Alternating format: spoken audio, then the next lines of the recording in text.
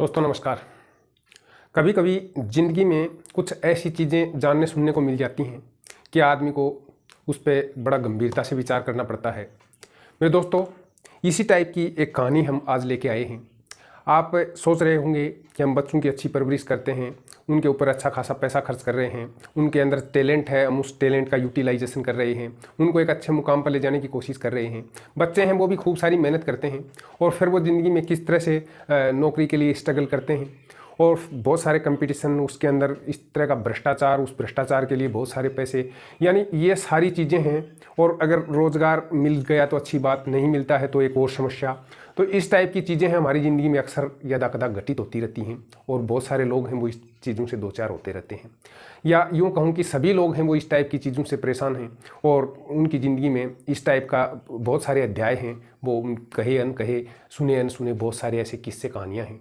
लेकिन दोस्तों, आज जो हम बात करने वाले हैं वो एक थोड़ी सी अलग है और सोचने वाली है। इस टाइप की एक कहानी है जो कहानी मैं आपको सुनाऊंगा। जब मैंने ये कहानी सुनी तो मेरे को भी सोचने पे मजबूर कर गई, इसलिए मैंने ये सोचा कि क्यों ना आपके साथ शेयर की जाए, जिससे इस कहानी से आप इंस्पायर होकर के बहुत कुछ कर सकते हैं, ऐसा कुछ कर सकते हैं जो आप अभी तक सोच ही नहीं पाए हैं, शायद अभी उस दिशा में गए ही नहीं हैं। आप अपने बच्चों की किस तरह से परवरिश करते हैं, किन चीज़ों को आप कामयाबी मानते हैं और कामयाबी के मायने क्या हैं हमारे लिए, इस टाइप की बहुत सारी चीज़ें हैं जो ये सोचने पे मजबूर करेगी।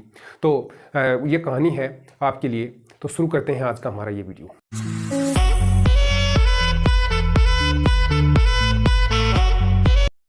दोस्तों, पिछले दिनों एक कहानी पढ़ने का अवसर मिला। ये कहानी क्या है कि एक ऑफिस है और ऑफिस के बहुत बड़ा ऑफिस जो सिटी के बाहर वाली साइड में है और उसके बगल में एक छोटा सा होटल है और उस होटल के मालिक और जो बैंक मैनेजर हैं उनकी जो बातचीत है उस बातचीत पे आधारित ये कहानी है। दोस्तों, कंपनी के जो मैनेजर हैं वो कहीं जाने के लिए निकलते हैं और वो क्या देखते हैं कि उनकी गाड़ी है वो पंचर हो गई है, इसलिए वो अपने ड्राइवर को बोल करके और स्वयं उस होटल पे चले जाते हैं। होटल वाले से ऐसे बेतकल्लुफ़ तरीके से बात करते हैं और वो उनसे ऐसे पूछने लग जाते हैं कि आप समोसे बड़े बढ़िया बनाते हो, एक समोसा हमारे लिए भी आप तैयार करो। और वो वहाँ बैठ करके समोसा खाने लगते हैं। फिर वो ऐसे बातों बातों में ही होटल वाले से पूछने लग जाते हैं कि तुम कितने पढ़े लिखे हो। तो होटल वाला उनको बताता है कि वो ग्रेजुएशन हैं और बहुत अच्छे पढ़े लिखे हैं, और न केवल अच्छे पढ़े लिखे हैं बल्कि वो अपने ज़माने के टॉपर रहे हैं।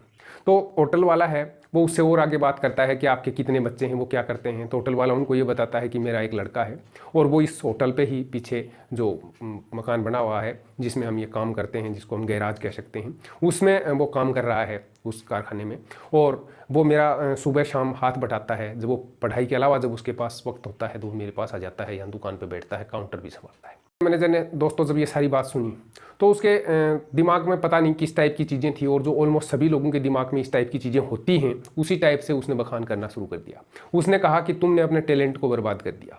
अगर तुम जिंदगी में सही समय पर सही निर्णय लिए होता तुमने, तो आज हो सकता है कि मेरी तरह किसी कंपनी में, या हो सकता है इसी कंपनी में आप मैनेजर होते।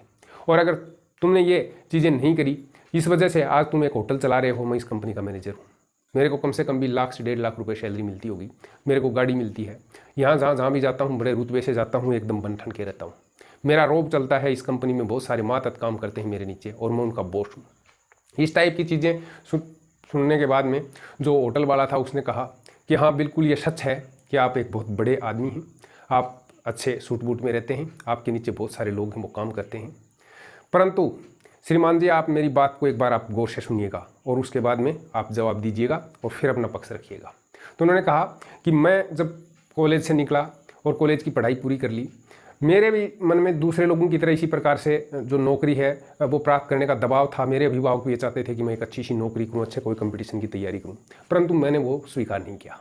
मैंने ये जो समोसे बेचने का काम है ये एक छोटे से ठेले पे शुरू किया और घूम घूम करके गलियों में जब मैं ये समोसे बेचने की शुरुआत की थी, उस टाइम पे यही कोई आज से 15-20 साल पहले जब आप नौकरी लगे थे, तब आपको शायद 10,000 रुपये सैलरी मिलती होगी, और उस टाइम पे मैं केवल 1,000 रुपये ही कमा पाता था और उसमें बहुत सारी मेहनत लगती थी। मैं शाम तक बहुत थक जाता था, साथ ही मेरे को घर वालों से बहुत सारी चीज़ें सुनने को मिलती थी और मैं उन चीज़ों से बिल्कुल हताश परेशान नहीं होता था। इस सारी चीज़ों के बीच सहते सहते मैंने अपना एक मुकाम हासिल किया, फिर मैंने एक दुकान हासिल की, उस दुकान के बाद में मैं यहाँ इस होटल तक आ गया। आज इस होटल की जो पर मंथ जो मेरी आमदनी है, जो बचत है, वो कम से कम भी 2 से 3 लाख रुपए होती होगी।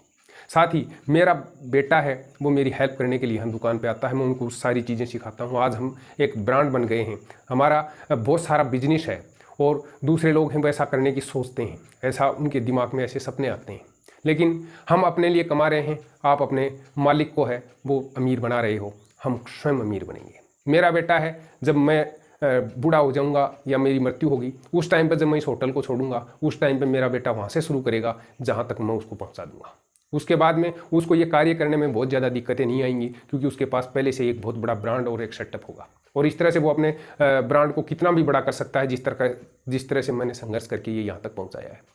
आप इस कंपनी के मैनेजर हैं, परंतु क्या आपका बेटा आपके रिटायरमेंट पर या आपकी मृत्यु होने पर मैनेजर के पद पर लग पाएगा? क्या उसको प्रारंभिक स्तर से नौकरी शुरुआत करके इस मुकाम तक पहुंचने में 15 से 20 साल नहीं लगेंगे? हो सकता है उसको आप सक्सेस माने, उसके टैलेंट का यूटिलाइजेशन माने, लेकिन अब ये आप पे सोचने का विषय है। आप सोच सकते हैं कि कौन टैलेंट को व्यर्थ कर रहा है, कौन टैलेंट का यूटिलाइजेशन कर रहा है। दोस्तों, मैनेजर साहब इतनी बातें सुन करके वहाँ से खिसक लिए और उनको जवाब देते नहीं मिला।